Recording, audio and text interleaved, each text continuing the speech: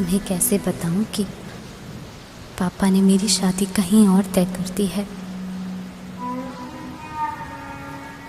कुछ ही दिनों के लिए जा रही हूँ।